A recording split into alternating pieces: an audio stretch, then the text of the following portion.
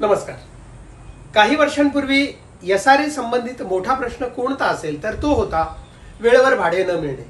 पण आता या समस्येवर एसआरएने ठोस उपाययोजना केली आहे. काही योजनांमध्ये भाडे थकबाकी आढळल्यानंतर आता नवीन प्रकल्पांना परवानगी देताना विकासकांसाठी कडक नियम लागू करण्यात आलेले आहेत. विकासकांना पुढील 2 वर्षाचे आगाऊ भाडे जमा करणे अनिवार्य असून त्यानंतरचे पीडीसी धनादेश देखील द्यावे लागणार आहे. यामुळे काय होणार? आता भाड्याची रक्कम थेट लाभार्थ्याच्या बँक खात्यामध्ये जमा होणार आहे. म्हणजेच कोणताही विलंब नाही, कोणतीही अनिश्चितता नाही.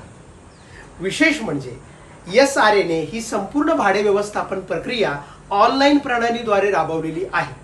म्हणजेच पारदर्शकता, वेग आणि विश्वास तिन्ही बाबींची हमी.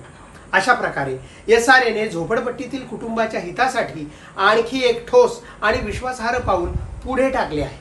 कारण विश्वास आणि पारदर्शक प्रक्रिया हेच आहे एसआरएचं प्रशासन. धन्यवाद.